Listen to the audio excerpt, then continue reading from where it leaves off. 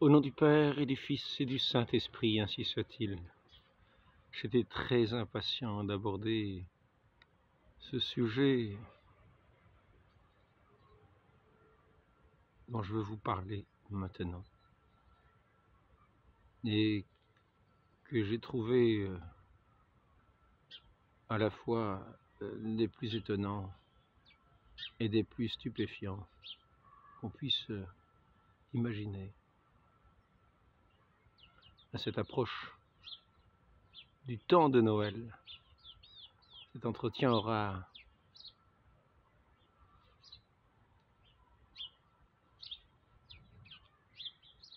un lien avec cette grande fête de Noël et surtout cet événement de Noël, l'enfant Dieu, né sur de la paille, dans une mangeoire, d'une pauvre étable, milieu de la nuit, dans une ville qui s'appelle Bethléem, la ville du pain. Ce petit enfant, le Verbe éternel, la parole de Dieu éternel, qui est le pain vivant de nos âmes et qui naît du sein de la très sainte Vierge, l'Immaculée Conception. À ses côtés, Saint Joseph, et l'on dit un âne et un bœuf. Et donc, je voudrais vous parler d'un sujet qui a rapport à la paille. C'est la pauvreté. Non seulement la pauvreté au sens où l'on l'entend habituellement, mais la pauvreté radicale de Dieu même. Ce qui paraît inimaginable. Et je voudrais vous entretenir de cette pauvreté radicale de Dieu qui peut nous stupéfier et qui est en même temps la chose la plus merveilleuse qui puisse nous être donnée d'apercevoir, de contempler, de comprendre un tant soit peu. Revenons-en à notre contemplation dans le cœur de la Trinité, de la très sainte Trinité, à savoir que Dieu est amour.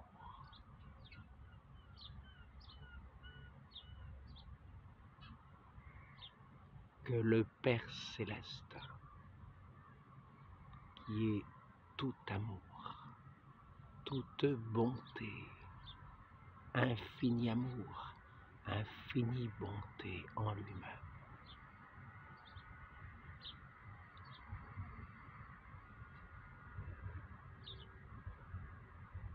nous l'avons déjà dit, connaît toute chose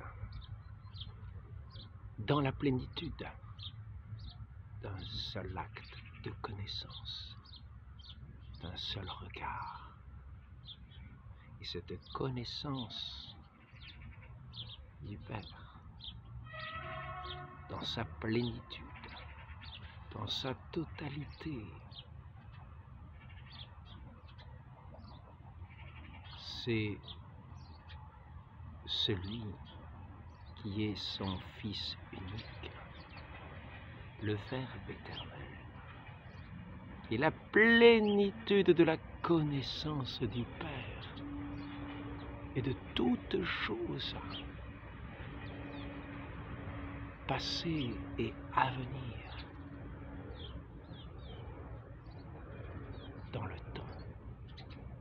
de la création.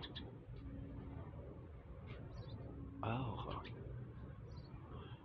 nous allons voir que ce Dieu d'amour, qui est infiniment amour,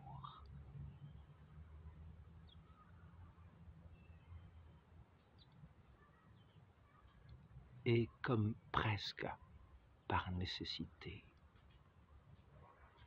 pauvre, en ce sens que l'amour se donne. L'amour, par définition, se manifeste par le don de soi. Ainsi, ce Père céleste, cette majesté infinie,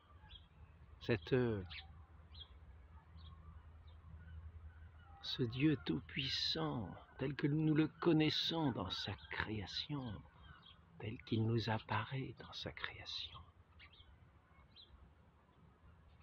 se donne pleinement lui-même.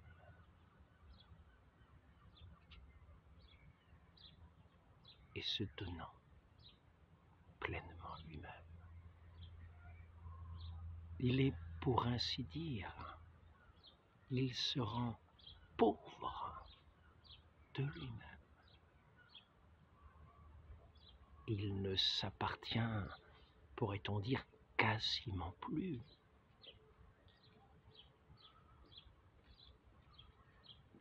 Ce Dieu d'amour infini se donne pleinement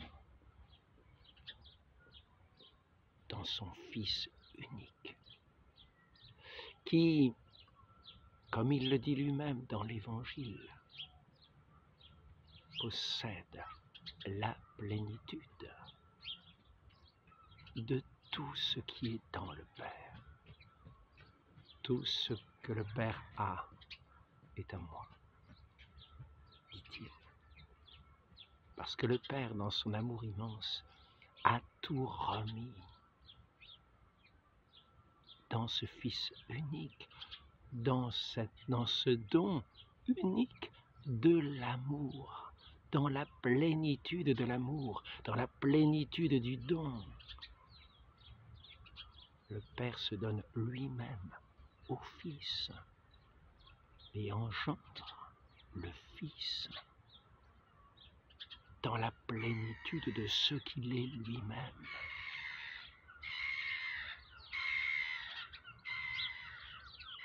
Ainsi nous voyons, pourrait-on dire,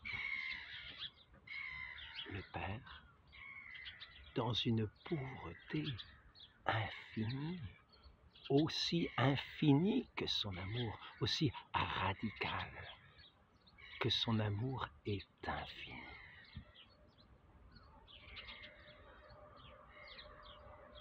Et ce don, cet amour qui se donne,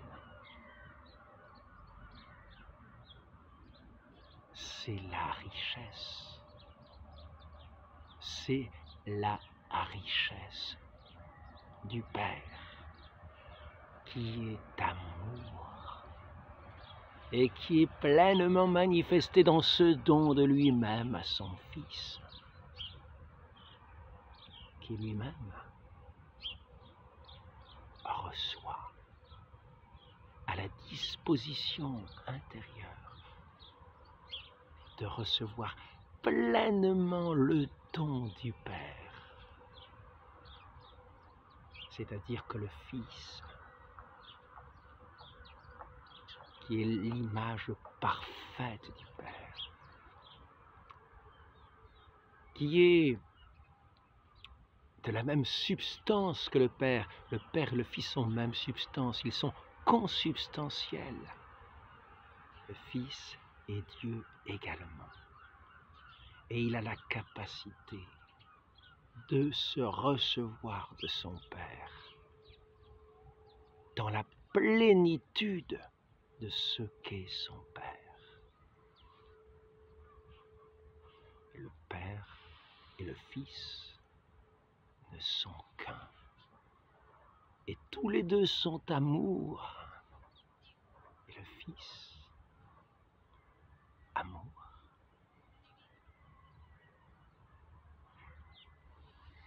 A en lui cette même soif que le Père de se donner. Et ainsi, le Père se donne éternellement au Fils dans un mouvement à la fois unique et plein et éternel, au-delà du temps. Et le Fils, qui s'est reçu du Père, se donne à nouveau dans son amour pleinement au Père. Et cet amour du Père et du Fils, c'est cet Esprit Saint d'amour qui est le don de Dieu et qui se donne lui-même et qui va venir sanctifier notre humanité,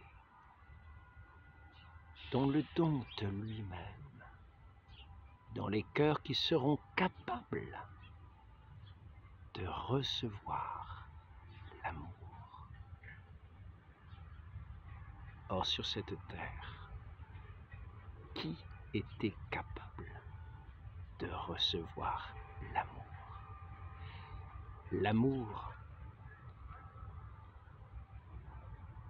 ayant pour propre d'essentiel, de substantiel, de se donner. Ainsi, un cœur qui a ne serait-ce qu'une petite attache est incapable de cet amour.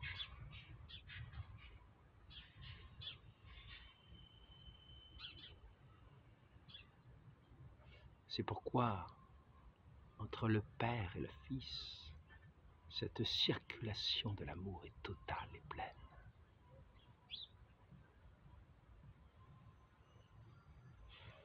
Dans cette personne qui est la plénitude de l'amour et qui est le Saint-Esprit. Il est la plénitude de l'amour qui demeure dans le Père et dans le Fils. Et c'est ainsi que le Saint-Esprit, cette personne divine, dans la plénitude de cet amour du Père et du Fils. Et nous avons vu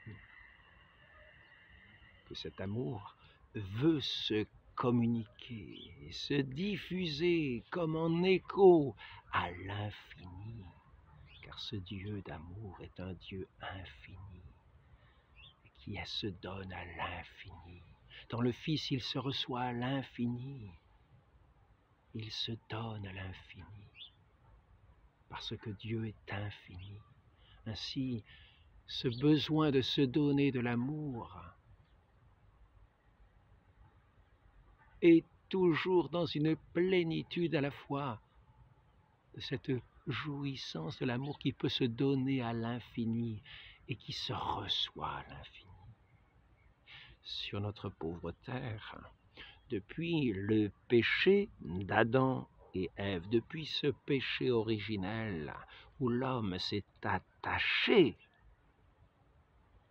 à la créature et ainsi s'est détourné de sa relation d'amour à Dieu, il est devenu incapable de l'amour et il est mort à l'amour.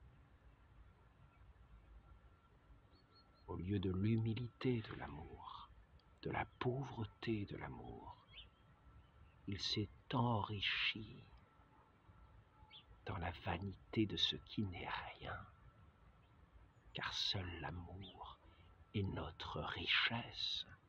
L'amour est la richesse de Dieu, qui se manifeste en se donnant et non pas en s'attachant et en retenant ce qu'il possède. Ainsi, nous voyons que Dieu, notre Dieu tout-puissant, est radicalement pauvre.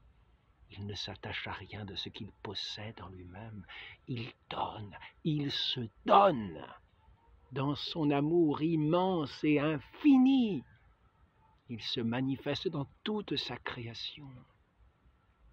Et nous, héritiers d'Adam, ayant reçu en héritage la tâche originelle, qui a préféré la créature au créateur et se cramponné à cette richesse de la créature, il est devenu incapable de l'amour dont le propre est de se donner et non pas de retenir. Ainsi, qui donc a pu, sur notre terre, quand il a fallu rétablir l'image et la ressemblance de Dieu, du Dieu d'amour, ici-bas sur notre terre, qui donc a pu recevoir celui qui est l'amour, le Saint-Esprit d'amour. Une seule personne pouvait le recevoir, une seule créature pouvait le recevoir de la plénitude dont elle était capable en tant que créature finie.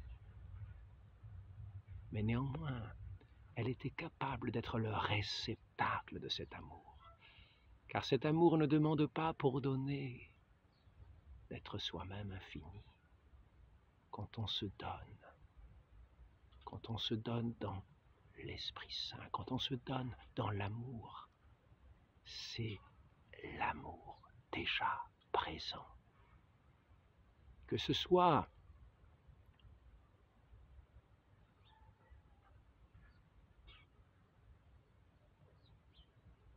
le plus humble, le plus petit, le plus grand, que ce soit même peut-être le don peut quelquefois se manifester par un simple don de quelque chose qui est précieux, qui nous est précieux.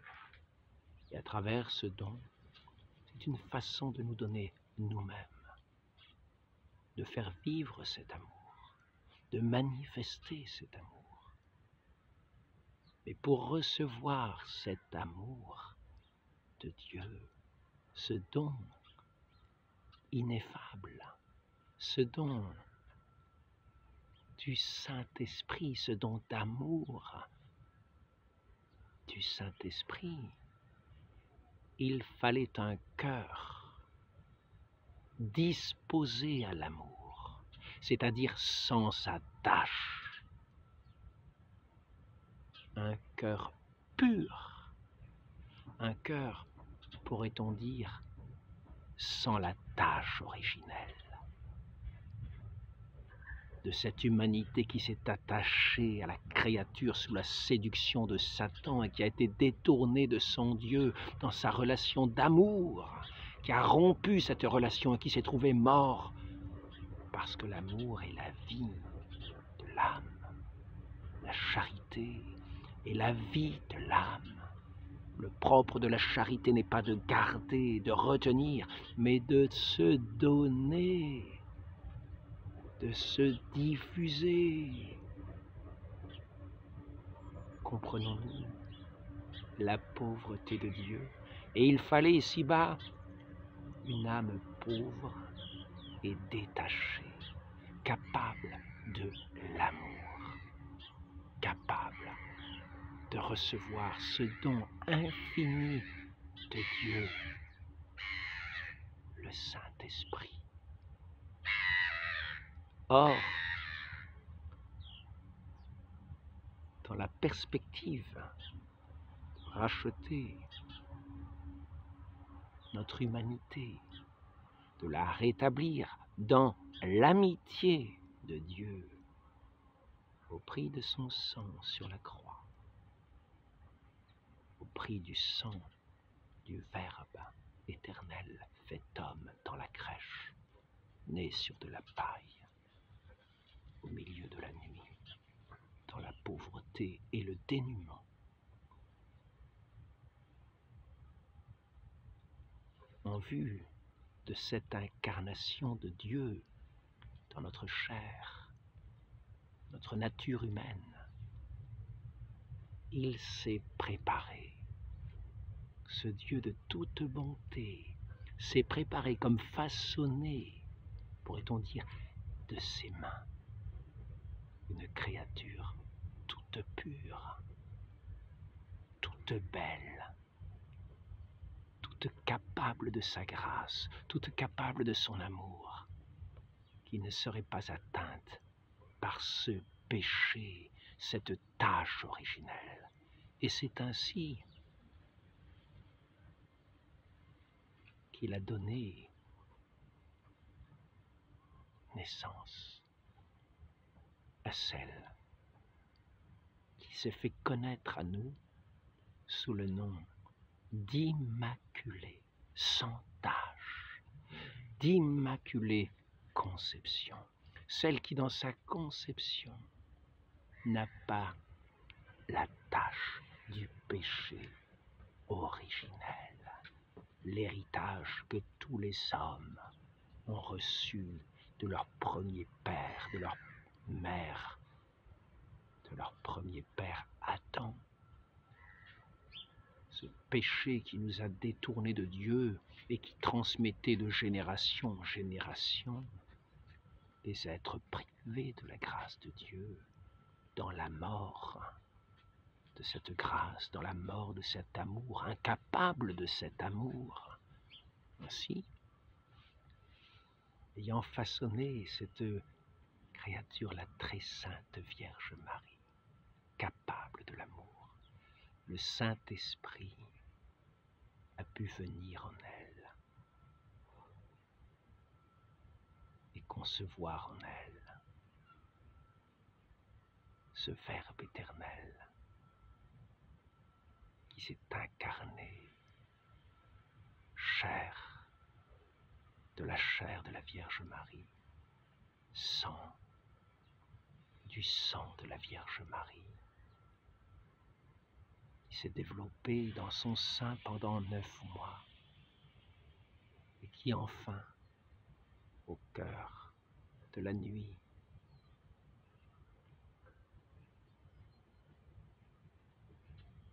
dans le rejet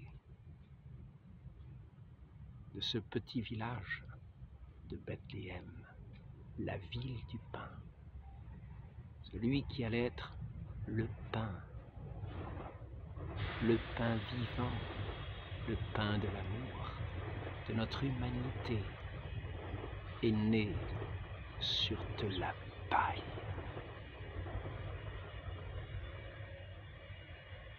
Comme image parfaite de sa pauvreté si merveilleuse.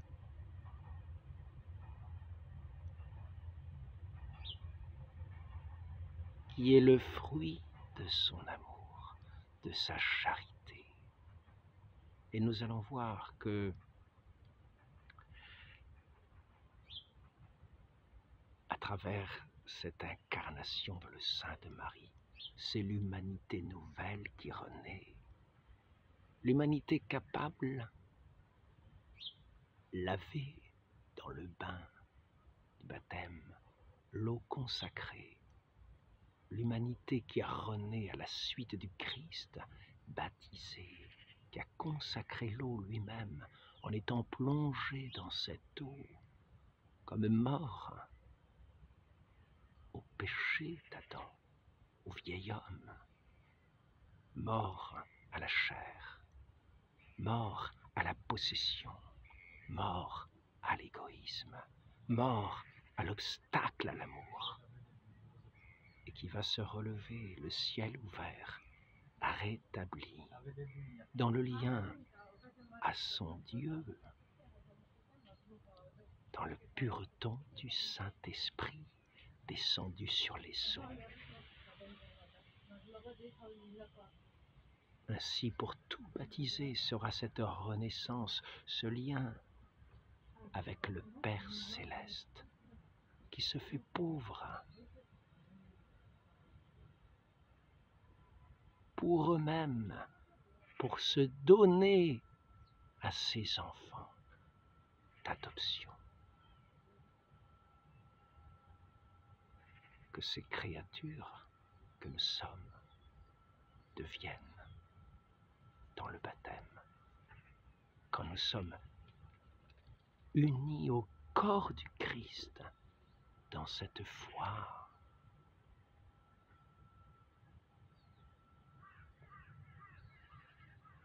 En ce Fils qui s'est montré à nos yeux, qui s'est laissé toucher par ses disciples, qui ont mangé avec lui et qui nous invitent, l'ayant contemplé eux-mêmes, à entrer dans la communion avec ce Fils, avec eux-mêmes, dans cette foi, dans ce cœur ouvert, dans ce cœur régénéré par l'Esprit Saint, à ce Dieu d'amour qui se donne et qui nous fait participer à ce don par le Saint-Esprit que nous sommes devenus capables de recevoir, nous qui sommes morts à nous-mêmes, morts à nos attachements, pour entrer dans la plénitude de la richesse de la vie de Dieu céleste, qui est un pur échange d'amour dans sa plénitude au-delà de tout ce que l'on pourrait imaginer de richesse et de splendeur.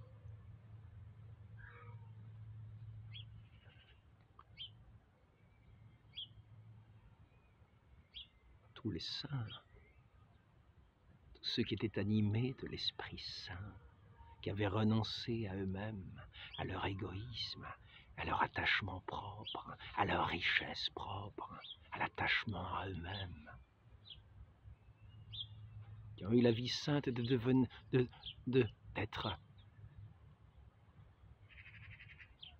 se faire pauvre par amour, de se donner, de ne plus s'appartenir. Ils ont tous été à l'école de notre Dieu, de notre Père céleste, du Verbe éternel,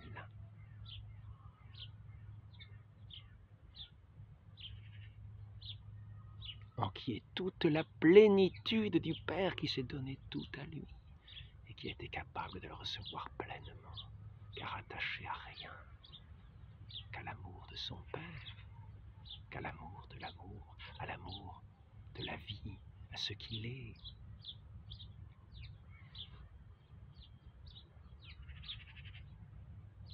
Ainsi, tous ces saints ont été à l'école de notre bon Seigneur, dans cette pauvreté. Et les instituts religieux de l'Église ont fait du vœu de pauvreté un vœu. On fait de la pauvreté un vœu, une règle, pour que tout soit en communauté, pour que cet amour circule dans la communauté sans frein. Et maintenant, nous allons pouvoir contempler la glorification de l'amour et de tous les saints. Car notre Seigneur n'a pas simplement quitté son ciel d'éternité pour se faire pauvre homme ici-bas, dans la pauvreté, la rueur matérielle, la soif, la faim, le dénuement. Il n'avait pas une pierre où reposer sa tête, est-il dit. Et cependant, comme le pauvre, comme le propre de la pauvreté, et de recevoir. Il recevait de bon cœur, d'un cœur aimant, du cœur de l'amour, qui non seulement s'est donné, mais aussi à recevoir. Ainsi, il était reçu chez les uns et chez les autres. Et dans son dénuement était un échange permanent d'amour, dans le don et dans l'accueil du don que notre pauvre humanité pouvait lui faire. Notre Seigneur, dans son dénuement, dans son amour du Père, dans sa victoire sur le monde, lequel il a vaincu sur la croix et qui nous a mérité le salut par le prix de son sang.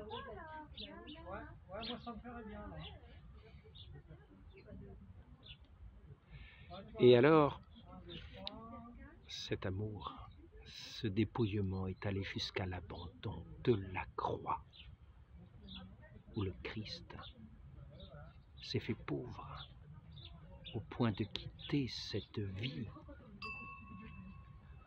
crucifiée sur une croix pour se donner pour le salut du monde, le salut de tous ceux qui, dans la foi en lui, le Verbe du Père, la vérité, de tous ceux qui, à sa suite, auraient un cœur de pauvre pour recevoir sa vie et la communiquer aussi. Notre Seigneur donc a quitté sa vie sur la croix, remis son âme entre les mains du Père et son corps dans un tombeau entre les mains des hommes.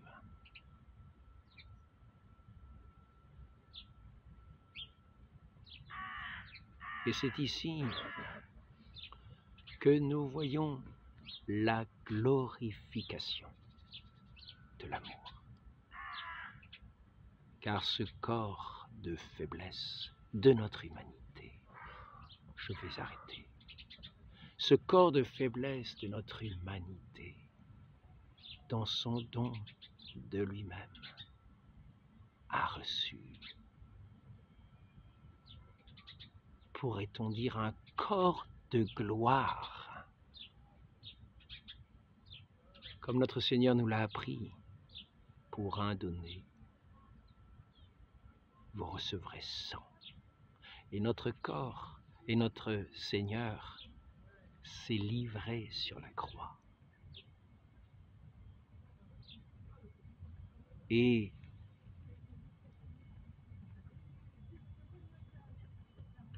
la richesse de ce don dépassait infiniment le pauvre corps qu'il abandonnait. Ce corps qui n'était retenu par rien.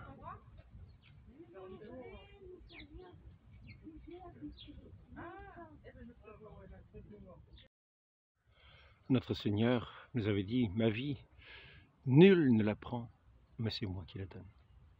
Le corps de notre Seigneur n'a pas été semé dans la chair, mais il a participé à ce don de lui-même, il a participé à cette œuvre de l'amour. Et de la même façon, sans lien, sans attache aux choses de la terre, sans attache aux choses périssables, nous considérons toujours que ce règne de son Père dans les cœurs, le règne de lui-même, ce règne de l'amour, ce règne de ce royaume d'amour dont le Christ lui-même est le chef, qui s'est incarné dans notre humanité et qui ainsi, nous donnant le salut, nous donnant de renaître ses frères, devenir fils adoptifs, d'entrer dans ce royaume de l'amour, dans cet esprit de la pauvreté, dans cette capacité de recevoir ce don de l'amour et de se donner dans l'amour librement. Et ce corps de résurrection de notre Seigneur s'est manifesté dans sa pleine liberté. Il n'était pas dans les attaches du monde, dans sa vie, de la même manière. Ce corps de résurrection sera été le corps glorieux, qu'il n'était retenu par rien de ce monde, ni les obstacles des murs, ni les obstacles du poids, ni le temps, ni l'espace, ni la souffrance, ni la mort ne retiennent plus ces corps glorieux qui sont revêtus de la lumière de gloire de Dieu lui-même, comme d'un reflet de sa gloire, à proportion de l'amour dont ils ont été l'instrument. Saint François d'Assise, dans sa règle, manifeste cette règle de la pauvreté, cette loi de la pauvreté, cette nécessité de la pauvreté de cœur, en disant à ses frères, quand vous allez par la route, n'emportez rien avec vous.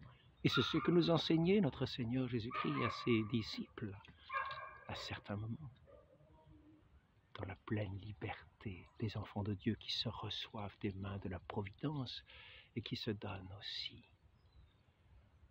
Demandons à la Sainte Vierge Marie l'Immaculée Conception, cette âme toute pure, toute libre, toute pleine de la grâce de Dieu, toute capable de la grâce de Dieu et du don de l'amour, qui a su recevoir le Verbe éternel du Père par l'action de l'Esprit Saint, dans l'action de l'Esprit Saint en elle, où elle a conçu du Saint-Esprit ce Fils unique, notre chef, le chef de ce royaume de Dieu sur la terre, de son Église. Qu'elle nous donne, qu'elle nous accorde d'avoir aussi un cœur pur, un cœur pauvre, capable de l'amour, capable de l'adoration de notre Père céleste, dans la gloire éternelle de tous les enfants de Dieu. Ainsi soit-il, au nom du Père et du Fils et du Saint-Esprit. Ainsi soit-il.